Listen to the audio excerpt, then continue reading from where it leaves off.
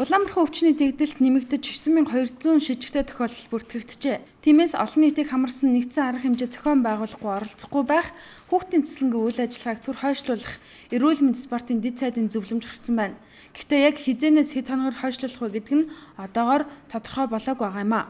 Ер нь амьсгалын замын өвчлөл их байгаа энэ үед туслангууд үйл ажиллагаа эхлэмэгцээ ариутгалыг сайтар хийхийг нийгмийн эрүүл мэндийн хүрээлэнгээс зөвлөж байна. Бүртгэл бол явагдаад 6 сарын 8-аас эхнээ туслангууд бол ээлж аваад явчихаар байсан байгаа.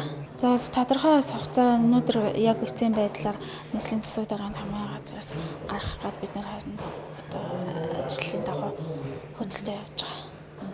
Тэг хүүхдийн байгууллагуудад за бизнес газрын суултуур угаагуур одоо яасан цэвэрлэлд бол өдөрт бол 3 удаа чигтээ цэвэрлэгийг за тэгээд ерөнхий боловсролын сургуульд бол завсарлагаа бүрийн дараа ер нь бол ариутгал халдвар гүйтгэл цэвэрлэгийг бол хийж шаардлагатай гэж заасан байдаг юм. Тэгэхгүй ерөнхийдөө бол одоо нөгөө халдвар төвчин голомтлон гарч байгаа учраас аль болохоор хүүхдүүдийг бөөнөр цуглуулахгүй байх гэсэн арга хэмжээ бол заавал энэ шаардлага бол зайлшгүй тавигддаг л байгаа л да. Энэ жил нийслэлийн хэмжээнд 21 хүүхдийн туслан үйл ажиллагаа явуулах хүсэлтэй холбогдох байгууллагуудад хүргүүлээд байсан байна. Харин туслангийн 1-р ээлжид 1500 гаруй хүүхэд хамрагдахаар бүртгүүлээд байжээ.